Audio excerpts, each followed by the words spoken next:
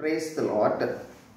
యేసుక్రీస్తు ప్రభువు వారి ప్రశస్తమైన నామంలో మీ అందరికీ శుభాలు వందనాలు తెలియజేసుకుంటూ ఉన్నాను. ప్రియ సహోదరి సహోదరులారా, రెండవ రాకడకు సంబంధించి మనం గత వీడియోల్లో అనేక విషయాలను చూస్తూ వచ్చాం. ఈ దినము రెండవ రాకడ, రక్షణ, ఈ రెండిటికి గల సంబంధాన్ని చూడబోతా ఉన్నాం. రెండవ రాకడ, రక్షణ లేదా రక్షణ, రెండవ రాకడ. రెండవ రాకడకు సంబంధించి మనం కొన్ని విషయాలు చూసాం. రెండవ రాకడ 2 దశలలో జరుగుతుందండి. మొదటి దశ యేసు ప్రభువు మధ్య ఆకాశం వరకు వచ్చేది. రెండవ దశ మధ్య ఆకాశం నుండి భూమి మీదకు అనగా ఒలీవల కొండ మీదకు వచ్చే దశ. దీన్ని బహిరంగ దశ అంటారు. మధ్య ఆకాశంలో వచ్చే దశ రహస్య దశ, ఒలీవల కొండ మీదకు వచ్చే దశ బహిరంగ దశ. ఈ రెండింటిని కలిపితే రెండవ రాకడగా చెప్పడం జరుగుతుంది. అయితే రహస్య రాకడకి బహిరంగ రాకడకి మధ్య 7 ఏండ్ల కాలం ఉంటుంది. ఆ 7 ఏండ్ల కాలము భూమి మీద శ్రమల కాలము. అయితే ఈ సమయంలో జ్ఞాపకం చేసుకోబోతూ ఉన్న విషయం ఏంటంటే, యేసుక్రీస్తు ప్రభువు ఎవరి కోసం రాబోతా ఉన్నాడు అనేది ఇక్కడ ప్రాముఖ్యమైన విషయం. ఇప్పుడు జ్ఞాపకం చేసుకోబోతూ ఉన్న విషయము, యేసుక్రీస్తు ప్రభువు రహస్య రాకడలో లేదు మధ్య ఆకాశానికి రాబోతూ ఉన్న మొదటి భాగంలో ఎవరి కోసం రాబోతా ఉన్నాడు అని మనం గమనించినట్లయితే, బైబిల్ గ్రంథంలో తేటగా చెప్పబడ్డ వాక్యము మీ గమనంలోనికి తీసుకుని వస్తాను. తెస్సలోనికైలకు రాసిన పత్రిక, తెస్సలోనికైలకు రాసిన పత్రిక మొదటి తెస్సలోనికైలకు రాసిన పత్రిక 4వ అధ్యాయము 16వ వచనం 17వ వచనం. ఆర్భాటముతోనూ ప్రధాన దూత శబ్దముతోనూ దేవుని బూరతోనూ పరలోకము నుండి ప్రభువు దిగివచ్చును. ప్రభువు క్రీస్తు నందుండి మృతులైన వారు మొదట లేస్తురు. క్రీస్తు నందుండి మృతులైన వారి కోసం వస్తూ ఉన్నాడు. అట్లాగే ఆ మీదట సజీవులై నిలిచియుండు మనము వారితో కూడా, అంటే సజీవులై నిలిచి ఉన్న మనము అంటే క్రీస్తునందున్న మనము అనే అర్థం. మనము వారితో కూడా ఏకముగా ప్రభువును ఎదుర్కొనుటకు ఆకాశ మండలమునకు మేఘముల మీద కొనిపోబడదుము. కాగా మనము సదాకాలము ప్రభువుతో కూడా ఉండుము. ఈ వాక్యాన్ని గమనించినట్లయితే క్రీస్తు నందున్న వారి కోసం వస్తూ ఉన్నాడు. క్రీస్తు నందుండుట అంటే చూడండి, ఇప్పుడు ఇంకొక వచనాన్ని మీ గమనంలోనికి తీసుకుని వస్తాను. గలతీయులకు రాసిన పత్రిక 3వ అధ్యాయము 27వ వచనం. యేసు క్రీస్తు నందు మీరందరూ విశ్వాసము వలన దేవుని కుమారులై ఉన్నారు. క్రీస్తులోనికి బాప్తిస్మము పొందిన మీరందరూ క్రీస్తును ధరించుకొని ఉన్నారు. క్రీస్తులోనికి బాప్తిస్మం పొందిన మీరందరూ క్రీస్తును ధరించుకొని ఉన్నారు. అంటే బాప్తిస్మములో సాక్ష్యం ఇచ్చాము మనము అంటే క్రీస్తులోనికి వచ్చాము అని అర్థం. ఇంకొక విధంగా చెప్పాలి అన్నట్లయితే, క్రీస్తులోనికి అనే పదము దేన్ని సూచిస్తుందంటే, సంఘము యేసుక్రీస్తు ప్రభువు యొక్క శరీరము. సంఘమునకు శిరస్సు యేసుక్రీస్తు ప్రభువు. కాబట్టి మనము బాప్తిస్మ సాక్ష్యం ఇవ్వటం ద్వారా రక్షణ అనుభవంలోనికి వచ్చి సంఘములోనికి చేర్చబడ్డాం. ఆ సంఘము కోసము యేసుక్రీస్తు ప్రభు వస్తూ ఉన్నాడు. ఆ సంఘాన్ని అపోస్తుల కార్యముల్లో చూడండి 20:28లో చెప్పబడి ఉంది. అపోస్తుల కార్యములు 20:28లో దేవుడు తన స్వరక్తమిచ్చి సంపాదించిన తన సంఘము. ఈ వాక్యంలో చెప్పబడ్డ మాట, దేవుడు తన స్వరక్తమిచ్చి సంపాదించిన తన సంఘము కోసము, తన స్వరక్తాన్నిచ్చి సంపాదించిన ఆ సంఘం కోసము వస్తూ ఉన్నాడు. కాబట్టి ఇప్పుడు అంటే ఇంకొక విధంగా చెప్పాలి అన్నట్లయితే ఈ సంఘంలో ఉన్న వాళ్ళు ఎవరు? వీళ్ళందరూ బాప్తిస్మంలో సాక్ష్యం ఇచ్చుట ద్వారా రక్షణ అనుభవంలోనికి వచ్చిన వాళ్ళు. అంటే ఇంకొక విధంగా చెప్పాలి అన్నట్లయితే రక్షింపబడిన వాళ్ళు, లేదా నూతన జన్మ అనుభవము పొందిన వాళ్ళు, లేదా తిరిగి జన్మించిన అనుభవం పొందిన వాళ్ళు. అంటే రక్షణ అనుభవంలోనికి వచ్చిన వారందరూ సంఘములో చేర్చబడతారు. ఆ సంఘములో చేర్చబడిన వారి కొరకు యేసుక్రీస్తు ప్రభు మధ్య ఆకాశంలోనికి రాబోతా ఉన్నాడు. అంటే రెండవ రాకడలో ఆయన మధ్య ఆకాశానికి రాబోతా ఉన్నాడు. అంటే ఇప్పుడు మనకు గమనించవలసిన ప్రాముఖ్యమైన విషయం ఏంటంటే రక్షణతో రెండవ రాకడ ముడిపడి ఉంది. అంటే రక్షణతో రెండవ రాకడ ముడిపడి ఉంది. రక్షింపబడ్డాము అన్నట్లయితే రెండవ రాకడ రక్షణతో కొనసాగేదిగా ఉండటం జరుగుతుంది, కంటిన్యూవేషన్ అన్నమాట. కాబట్టి బైబిల్ గ్రంథంలో చెప్పబడిన విషయం ఏంటంటే చూడండి, ఈ సమయంలో మనం చాలాసార్లు మనం అనుకునేది ఏంటంటే రక్షింపబడ్డాము కాబట్టి రక్షణలోనికి వచ్చేసాము అంటే రక్షణ కార్యం పూర్తయిపోయింది అని అనుకుంటాము. కానీ రక్షణ కార్యం అనేది ఒక్కసారే ఒక టైంలో జరిగేది మాత్రం కాదు. It is a process. అది ఒక క్రమంలో జరిగే చర్య రక్షణ అనేది. కాబట్టి చూడండి, ఇప్పుడు ఒక వాక్యాన్ని జ్ఞాపకం చేసుకోబోతా ఉన్నాము.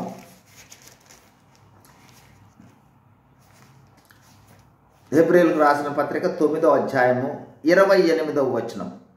అలాగుననే క్రీస్తు కూడా అనేకుల పాపములను భరించుటకు ఒక్కసారే అర్పింపబడి తన కొరకు కనిపెట్టుకొని ఉండు వారి రక్షణ నిమిత్తము పాపము లేకుండా రెండవసారి ప్రత్యక్షమగును. తన కొరకు కనిపెట్టుకొని ఉన్నవాళ్ళు అంటే రక్షణ అనుభవంలోనికి వచ్చిన వాళ్ళు. ఈ రక్షణ అనుభవంలోనికి వచ్చిన వాళ్ళ యొక్క రక్షణ ఎప్పుడు ఈ లోకంలో ముగియబోతూ ఉంది అంటే ప్రభు రాకడ వచ్చినప్పుడు. అంటే రక్షణ అనుభవంలోనికి వచ్చిన మనము రక్షింపబడతామా లేదా అనే విషయము ఫైనల్గా రెండవ రాకడలో ఎత్తబడుట ద్వారా అది సంపూర్ణమవుతుంది. కాబట్టి రక్షణలోనికి రావటం కాదు, రక్షింపబడిన తరువాత రాకడలో ఎత్తబడటం అనేది అత్యంత ప్రాముఖ్యమైన విషయం అనే విషయాన్ని రక్షింపబడిన మనం అందరం కూడా జ్ఞాపకం చేసుకోవాల్సిన విషయం. అట్లాగే చూడండి, రోమీయులకు రాసిన పత్రిక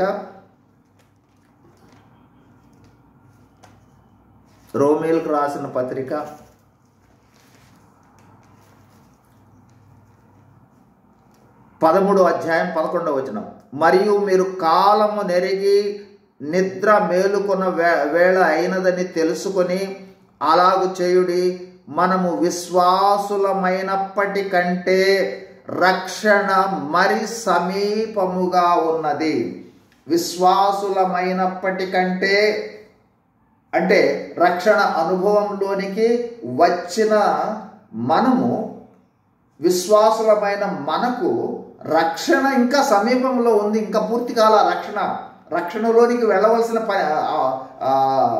అవసరత అనేది ఉన్నది అనే విషయాన్ని మనం గుర్తుపెట్టుకోవాలి. అట్లాగే చూడండి, రోమీయులకు రాసిన పత్రికలో ఇంకొక వచనం మనం జ్ఞాపకం చేసుకోబోతా ఉన్నాం. 8వ అధ్యాయము 24వ వచనం. ఏలయనగా మనము నిరీక్షణ కలిగిన వారమై రక్షింపబడితిమి. రక్షణ అనుభవంలోనికి మనము వచ్చిన మనకు ఉండవలసిన అనుభవము నిరీక్షణ కలిగిన వారమై రక్షింపబడితిమి. మనకు ఒక నిరీక్షణ ఉంది.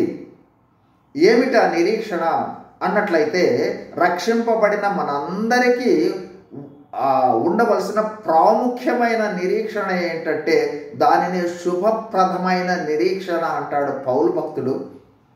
అదేమిటంటే యేసుక్రీస్తు ప్రభువు వస్తాడు. వచ్చినప్పుడు మనమందరము ఒకవేళ మరణించి ఉన్నట్లయితే ముందుగా లేస్తాము. అట్లాగే ఒకవేళ అప్పటికి కూడా జీవించి ఉన్నట్లయితే మార్పు చెందుతాము. మహిమా శరీరాలు ధరించుకొని మేఘముల మీద మధ్య ఆకాశానికి కొనిపోబడతాము. సదాకాలం ఆయనతో ఉంటాము అనేది ఇది శుభప్రదమైన నిరీక్షణ. కాబట్టి ఈ సమయంలో జ్ఞాపకం చేసుకుంటూ ఉన్న విషయం ఏంటంటే, రక్షణ ముగింపు ఈ లోకములో రెండవ రాకడలో ఎత్తబడుతో ముగుస్తుంది. కాబట్టి రక్షణలోనికి వచ్చిన మనము వన్ టైం వచ్చేసాము రక్షణ కాబట్టి అయిపోయింది కార్యము అని అనుకోవడానికి లేదు. ఈ సమయంలో జ్ఞాపకం చేసుకుంటూ ఉన్న 3 వాక్యాలు అంటే రక్షణ అనేది వన్ టైం కాదు, అది ఒక ప్రాసెస్, ఒక క్రమంలో జరగవలసినది. రక్షణ 3 అనుభవాల ద్వారా కొనసాగుతూ ఉంటుంది. అందులో మొదటి అనుభవం ఏంటంటే నీతిమంతులుగా తీర్చబడుట, అంటే రక్షింపబడుట, అంటే నూతన జన్మ అనుభవంలోనికి వచ్చుట, అంటే తిరిగి జన్మించిన అనుభవంలోనికి వచ్చుట. ఇది మొదటిది. ఈ వాక్యాన్ని ఇప్పుడు చూస్తున్నాం. ఎఫెసీయులకు రాసిన పత్రిక 2వ అధ్యాయము. ఎఫెసీయులకు రాసిన పత్రిక 2వ అధ్యాయము 8వ వచనం. మీరు విశ్వాసము ద్వారా కృపచేతనే రక్షింపబడి ఉన్నారు, ఇది మీ వలన కలిగినది కాదు, దేవుని వరమే. అంటే మనము రక్షింపబడి ఉన్నామంటే రక్షణలోనికి వచ్చాం. ఇక రక్షణలోనికి వచ్చిన తర్వాత నెక్స్ట్ స్టేజ్ ఉంది. ఏమిటి నెక్స్ట్ స్టేజీ? ఫస్ట్ స్టేజీ రక్షణలోనికి రావటం, అంటే నీతిమంతులుగా తీర్చబడటం. రెండవ స్టేజీ పరిశుద్ధులముగా జీవించటం. ఎందుకంటే రక్షింపబడిన వెంటనే మనం దేవునితో వెళ్ళే అనుభవం కాదు. రక్షింపబడిన తర్వాత ఈ లోకంలో కొంతకాలం ఉంటాం కదా. ఈ లోకములో రక్షింపబడిన తర్వాత ఈ లోకములో ఉన్న కాలములో ఉండవలసిన రెండవ దశ ఏంటంటే శాంక్టిఫికేషన్, అంటే పరిశుద్ధులముగా జీవించుట. దీనినే అంటే ఇంకొక విధంగా చెప్పాలి అన్నట్లయితే రక్షింపబడిన మనము రెండవ దశలో రక్షింపబడుచున్న అనుభవంలోనికి వెళ్తాం. ఎందుకంటే రక్షణ యొక్క ముగింపు రాకడతో. కాబట్టి అదే విషయాన్ని చూడండి, పౌలు భక్తుడు చెప్తాడు. కొరింథీయులకు రాసిన మొదటి పత్రిక, కొరింథీయులకు రాసిన మొదటి పత్రిక 1వ అధ్యాయము 18వ వచనం. సిలువను గూర్చిన వార్త నశించుచున్న వారికి వెర్రితనము కాని రక్షింపబడుచున్న మనకు దేవుని శక్తి. రక్షింపబడుచున్న మనకు. ఇక్కడ పౌలు భక్తుడు తనను కూడా కలుపుకొని ఏమంటా ఉన్నాడంటే, యేసు ప్రభువు దర్శించాడు, ఆయనను బాప్తిసం తీసుకున్నాడు, రక్షణలోనికి వచ్చాడు. ఇప్పుడు ఏమంటున్నా అంటే రక్షింపబడుచున్న మనకు. అంటే రక్షింపబడుట అంటే నీతిమంతులుగా తీర్చడంతో రక్షింపబడుట జరిగింది. అయితే ఆ తర్వాత రక్షణలో కొనసాగాలి. రాకడలో ఎత్తబడుటతో రక్షణ కార్యం ముగుస్తుంది. కాబట్టి రక్షింపబడ్డాము, రక్షణలో కొనసాగుతూ ఉన్నాము, చివరిగా రక్షింపబడతాము. కాబట్టి ఈ 3 దశలలో అదే విషయాన్ని పౌలు భక్తుడు చూడండి కొరింథీయులకు రాసిన మొదటి పత్రికలో ఇంకొక విధంగా చెప్పాడు. 1వ అధ్యాయము 2వ వచనం సంఘానికి రాస్తా ఉన్నాడు. కొరింథీలో ఉన్న దేవుని సంఘమునకు అనగా క్రీస్తు యేసునందు పరిశుద్ధపరచబడిన వారై అంతవరకు మొదటి దశ అంటే రక్షణలోనికి వచ్చిన దశ. నీతిమంతులుగా తీర్చబడ్డాము, పరిశుద్ధపరచబడ్డాము. ఆ తర్వాత చూడండి, వారై పరిశుద్ధులుగా ఉండుటకు పిలువబడిన వారిని. యేసుక్రీస్తు ప్రభు యొక్క రక్తము ద్వారా పరిశుద్ధపరచబడ్డాము. ఆ తర్వాత పరిశుద్ధులముగా జీవించుట కొరకై మనం పిలువబడ్డాము.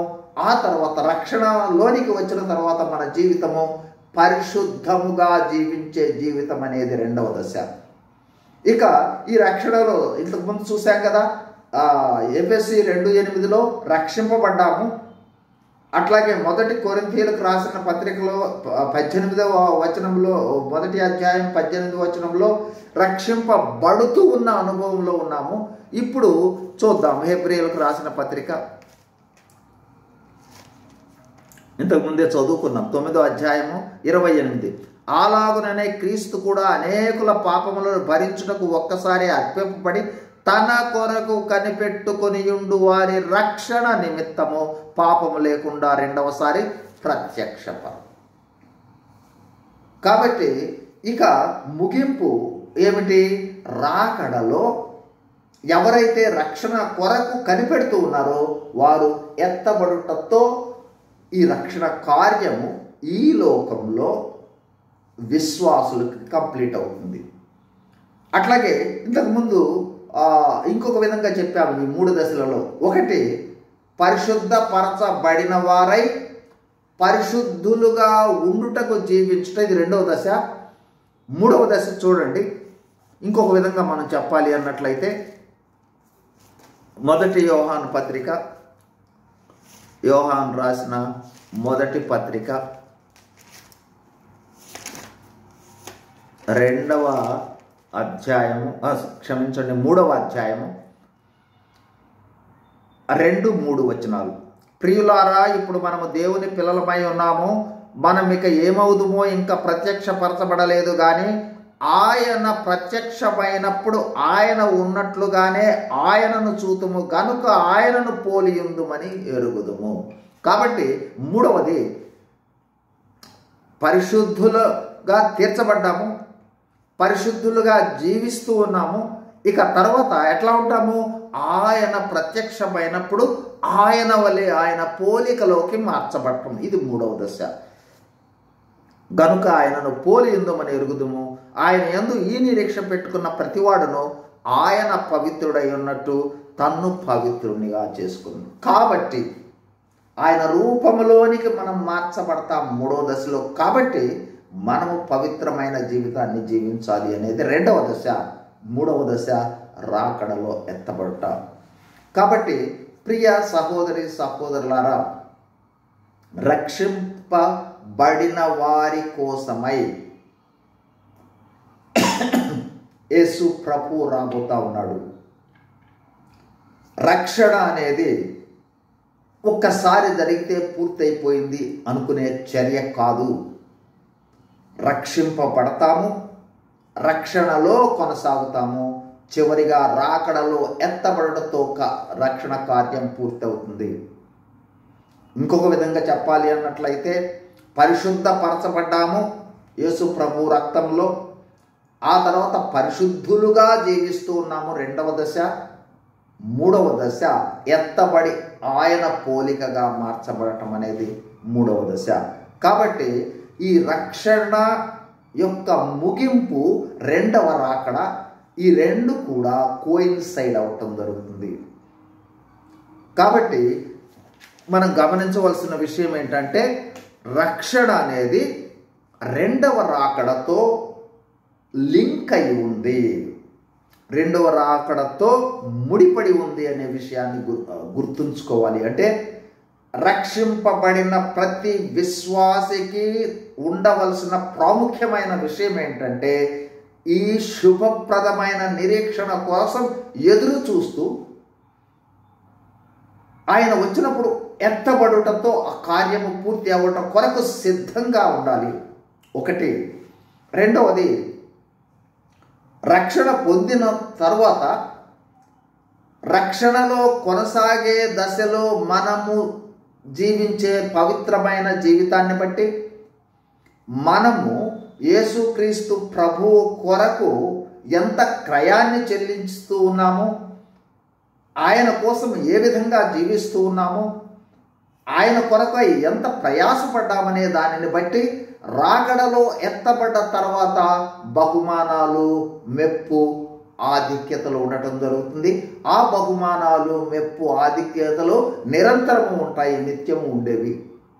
అదొకటి మన గమనంలోనికి ఉండవలసిన అవసరం ఉంది. ఇప్పుడు ఈ రక్షణ 3 దశలలో జరుగుతుంది కాబట్టి ఈ 3 దశల ప్రకారము మనము వెళ్ళాలి. కాబట్టి రక్షింపబడ్డాను కదా, అయిపోయింది పూర్తి అయిపోయింది రక్షణ కార్యక్రమము అని అనుకోవటానికి వీల్లేదు. ఇది 3 దశలలో రక్షింపబడుట అనేది మనము విశ్వాసము ద్వారా రక్షణలోనికి వచ్చాము. ఆ తర్వాత పవిత్రమైన జీవితం జీవించటం అనేది మనము చేయవలసిన, యేసుక్రీస్తు ప్రభువు కోసం క్రయం చెల్లించుట అనేది మనం చేయవలసిన పని. ఆ తర్వాత ఎత్తబడే అనుభవంలో ఉండాలి.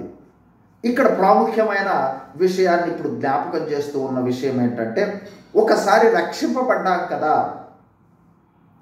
రాకడలో ఎత్తబడతాము అని అనుకోవడానికి వీల్లేదు. గమనించండి, రక్షింపబడ్డ తర్వాత రక్షణలో కొనసాగుట అనేది ప్రాముఖ్యమైనది, పరిశుద్ధంగా జీవించుట ప్రాముఖ్యమైనది, రాకడ కొరకు సిద్ధపడుట ప్రాముఖ్యమైనది. అందుకోసమే పౌలు భక్తుడు అంటాడు, చూడండి, ఫిలిప్పీయులకు రాసిన పత్రిక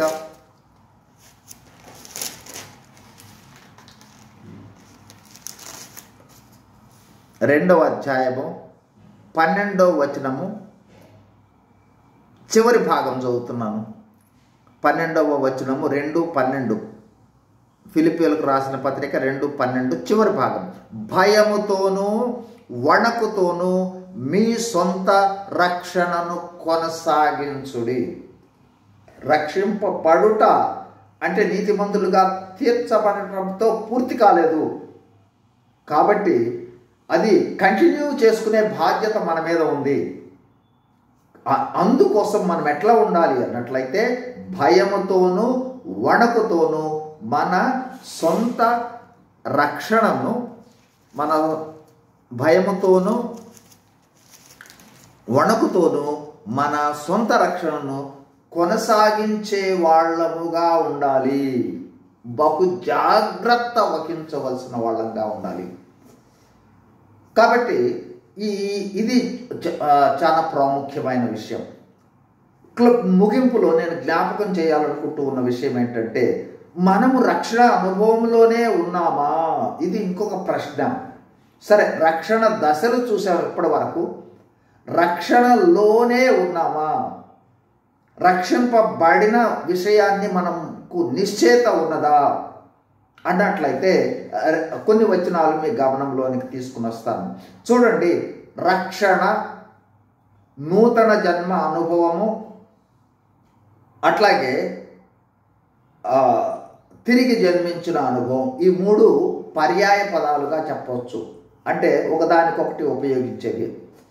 రక్షింపబడ్డాము అంటే నూతన జన్మ అనుభవంలోనికి వచ్చాము అని అర్థం, తిరిగి జన్మించాము అని అర్థం. కాబట్టి ఈ రక్షణ అనుభవంలోనికి అసలు మనం వచ్చామా లేదా అనే విషయాన్ని తెలుసుకోవడానికి చూస్తూ ఉన్న వాక్య భాగాలు ఇప్పుడు చూడండి. మొట్టమొదటిదిగా మార్కు సువార్త 16వ అధ్యాయము 15వ వచనం. మరియు మీరు సర్వలోకమును క్షమించండి 16వ వచనం 16 నమ్మి బాప్తిస్మము పొందినవాడు రక్షింపబడును. నమ్మి బాప్తిస్మము పొందినవాడు రక్షింపబడును.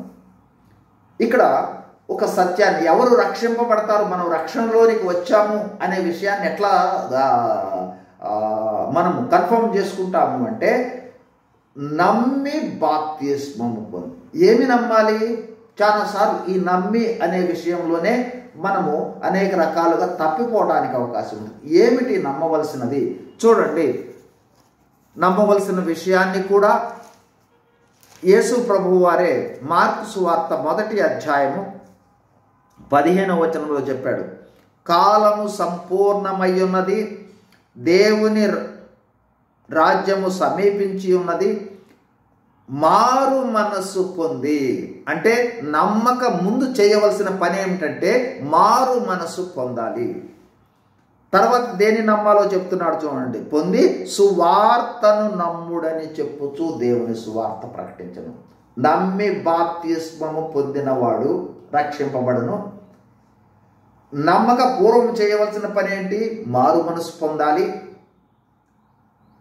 దేనిని నమ్మాలి అనే విషయం ఇక్కడ చెప్పాడు. సువార్తను నమ్ముట. ఈ 2 వచనాలను బట్టి క్లుప్తంగా చూడండి. వీటి మారు మనసు పొందాలి, తర్వాత సువార్తను నమ్మాలి. సువార్తను నమ్మిన తర్వాత బాప్తిస్మం పొందాలి. మారు మనసు పొంది సువార్తను నమ్మి బాప్తిస్మం పొందాలి.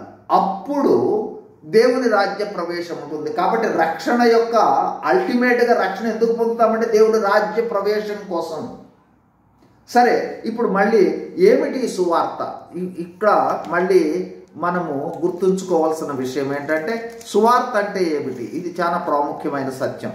చూడండి, కొరింథీయులకు రాసిన 1వ పత్రిక 15వ అధ్యాయం మొదటి 4 వచనాలు. మరియు సహోదరులారా, నేను మీకు ప్రకటించిన సువార్తను మీకు తెలియపరుచున్నాను. సువార్తను తెలియపరుస్తూ ఉన్నాడు. ఇప్పుడు సువార్త అంటే ఏంటో తెలుసుకోబోతా ఉన్నాం. సువార్తను మీకు తెలియపరుచున్నాను, మీరు దానిని అంగీకరించితిరి, దాని యందే నిలిచి ఉన్నారు. మీ విశ్వాసము వ్యర్థమైతేనే కానీ నేను ఏ ఉపదేశముగా సువార్త మీకు ప్రకటించితినో ఆ ఉపదేశము మీరు గట్టిగా పట్టుకున్న ఎడల ఆ సువార్త వలననే మీరు రక్షణ పొందువారు. ఆ సువార్త వలననే రక్షణ పొందుతారు. ఏమిటి ఆ సువార్త? చూడండి, ఇప్పుడు నాకు ఇయ్యబడిన ఉపదేశము మొదట మీకు అప్పగించితిని. అదేమనగా, లేఖనముల ప్రకారము క్రీస్తు మన పాపముల నిమిత్తము మృతి పొందెను, సమాధి చేయబడెను, లేఖనముల ప్రకారము 3వ దినమున లేపబడెను. ఇది సువార్త. ఏమిటా సువార్త? లేఖనముల ప్రకారము క్రీస్తు మన పాపముల నిమిత్తమై మృతి పొందాడు, సమాధి చేయబడ్డాడు, లేఖనముల ప్రకారము 3వ దినమున లేపబడ్డాడు. ఇది సువార్త. ఈ సువార్తను మనం నమ్మాలి. ఈ సువార్త మన దగ్గరకు వస్తే మనము గుర్తించవలసింది ఏంటంటే మొట్టమొదటిదిగా లేఖనముల ప్రకారము క్రీస్తు మన పాపముల నిమిత్తము మృతి పొందెను. కాబట్టి ఇప్పుడు నేను పాపిని అనే విషయాన్ని గుర్తించాలి. ఏ భేదమును లేదు. అందరూ పాపము చేసి దేవుడు అనుగ్రహించు భాగ్యను పొందలేని స్థితిని గుర్తించి ఆ పాపము నుండి విమోచించటం అనేది ఎవరికి సాధ్యం కాకపోవటం చేత దేవుడు యేసుక్రీస్తు ప్రభువుని లోకంలోనికి పంపించి మనందరి పాపములు, ప్రత్యేకంగా నా పాపాన్ని యేసుక్రీస్తు ప్రభువు మీద వేసి మన పాపముల నిమిత్తము ఆయనను శిలువ మీద బలియాగముగా అర్పించటానికి అప్పగించాడు అనే విషయాన్ని నమ్మాలి. అంటే నేను పాపిని అనే విషయాన్ని మనము గుర్తించినప్పుడు మొదటిగా చేయవలసిన పని ఈ నమ్మకంలోనికి రాకముందు పాపినిగా గుర్తించిన తర్వాత మారు మనసు అంటే పాప స్వభావములో పాపము చేత ఆకర్షింపబడి లోకము చేత ఆకర్షింపబడి దేవునికి వ్యతిరేకంగా నడుస్తూ ఉన్న మనము నేను పాపిని అనే విషయాన్ని గుర్తించి మారు మనసు పొందుట అంటే దేవునికి వ్యతిరేకంగా ఉన్న వాళ్ళము దేవుని వైపుకు తిరగటం అంటే 180 డిగ్రీలు వెనక్కి తిరగటం. ఇంతకుముందు పాపము వైపు వెళ్తూ ఉండేవాళ్ళము, దేవునికి వ్యతిరేకంగా వెళ్తూ ఉండేవాళ్ళము. ఇప్పుడు దేవుని వైపు అంటే రివర్స్ అయ్యామన్నమాట. మారు మనసు అంటే అది గత జీవితంలో నుండి మనసు మార్చుకొని దేవుని వైపు జీవించటం, పాపము నుండి మనసు మార్చుకొని నీతిమంతులుగా జీవించటం. కాబట్టి ఇది మారు మనసు. కాబట్టి పాత జీవితము నుండి వైదొలిగి దేవుని వైపు తిరగటము మారు మనసు. ఇక ఈ మారు మనసు అనుభవంలోనికి వచ్చిన తర్వాత మనం నమ్మవలసిన విషయం ఏంటంటే, నా పాపముల నిమిత్తమై యేసుక్రీస్తు ప్రభువు మృతి పొందాడు, సమాధి చేయబడ్డాడు, తిరిగి లేచాడు అనే సత్యాన్ని మనము విశ్వసించాలి, నమ్మాలి. కాబట్టి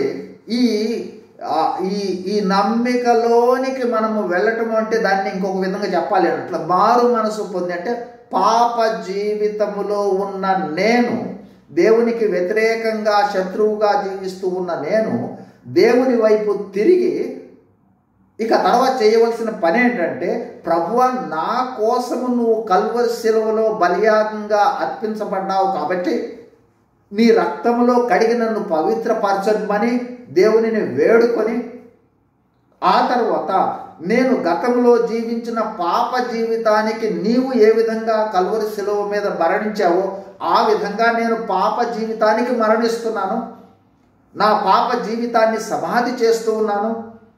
అట్లాగే నూతన మృత్యుంజయుడే ఏ విధంగా లేచావో అదేవిధంగా నూతన జన్మ అనుభవంలో నేను నూతన అనుభవంలో జీవిస్తాను. కాబట్టి తిరిగి లేచిన అనుభవం, పాత జీవితాన్ని కప్పిపెట్టేసేసి నూతన జీవితము కొనసాగించడం, ఇదే నూతన జన్మ అనుభవం అంటే, ఇదే తిరిగి జన్మించిన అనుభవం అంటే, ఇదే రక్షణ అనుభవం అంటే. అదే విషయాన్ని చూడండి, ఇక్కడ పౌలు భక్తుడు అపోస్తుల కార్యంలో, రోమీయులకు రాసిన పత్రికలో కూడా తెలియచేశాడు. ఆ విషయాన్ని కూడా చూద్దాం. మొట్టమొదటి అపోస్తుల కార్యములను చూస్తున్నాం. చూడండి, 2వ అధ్యాయము 38వ వచనం.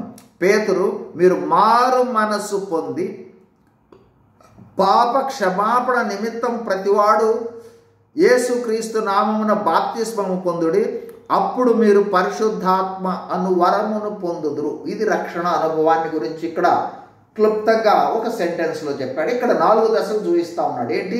మొదటిది మారు మనసు పొందాలి, రెండవది పాప క్షమాపణలోనికి రావాలి. చూడండి, మళ్ళీ చదువుతున్నాను. మీరు మారు మనసు పొంది పాప క్షమాపణ నిమిత్తము ప్రతివాడు యేసుక్రీస్తు నామమున బాప్తిస్మం పొందుడి, అప్పుడు మీరు పరిశుద్ధాత్మ అను వరమును పొందుదురు. అంటే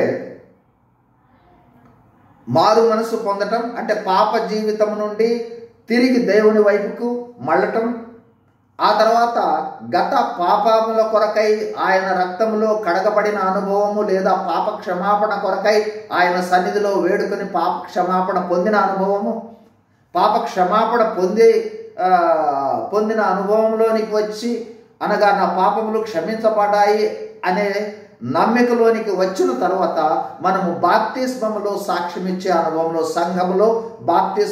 సంఘములో దైవ సేవకుల వద్దకు వచ్చి యేసు ప్రభు నన్ను దర్శించాడు, నేను మారు మనసు పొందాను, నా పాపాలన్నీ క్షమించాడు, కాబట్టి నేను బాప్తిస్మము తీసుకుంటానని దైవజనులతో చెప్తే ఆయన బాప్తిస్మం ఇచ్చుడు ద్వారా పరిశుద్ధాత్ముడు మనలో వరముగా ఉంటాడు. అప్పుడు మనము ఆత్మ సంబంధమైన వ్యక్తులుగా మార్చబడతాము. అంటే ఆత్మ ద్వారా జీవించిన అనుభవంలోనికి వస్తాం. దీన్ని నూతన జన్మ, ఆత్మ ద్వారా జన్మించిన అనుభవము, దీన్ని నూతన జన్మ అనుభవము, తిరిగి జన్మించిన అనుభవము, రక్షణ అనుభవం అంటారు. ఆ విషయాన్నే ఇంకొక చోట క్లుప్తంగా చెప్తాడు చూడండి. రోమీలకు రాసిన పత్రిక 10వ అధ్యాయం. ఇక్కడ 10వ అధ్యాయము 9-10 వచనాలు. అదేమనగా యేసు ప్రభువని నీ నోటితో ఒప్పుకొని దేవుడు మృతులలో నుండి ఆయనను లేపినని నీ హృదయమందు విశ్వసించిన ఎడల నీవు రక్షింపబడదు. ఏలయనగా నీతి కలుగునట్లు మనుషుడు హృదయంలో విశ్వసించును, రక్షణ కలుగునట్లు నోటితో ఒప్పుకొనును. ఇప్పుడు 13వ వచనం. ఎందుకనగా ప్రభు నామమును బట్టి ప్రార్థన చేయువాడెవడో వాడు రక్షింపబడును. గమనించరా, ఈ విధమైన అనుభవంలోనికి వచ్చి ఎవరైతే ప్రభు నామమును బట్టి ప్రార్థన చేస్తారో, ప్రభు